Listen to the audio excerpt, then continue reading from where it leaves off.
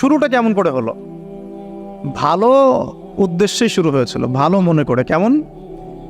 যে মানুষ এরকম চিন্তা করে নিয়েছিল যে এই মানুষগুলো লাত, উজ্জা, হবল, সরি, ইয়াগুথ, ইয়াউক, নাসর, ইয়াগুথ, ইয়াউক, নাসর, এই ভালো মানুষগুলো আল্লাহর খুব নেককার বান্দা ছিলেন। তাদের স্ট্যাচু বলেছেন কখনো উঁচু স্তরের লোকদের দিকে তাকাবে না।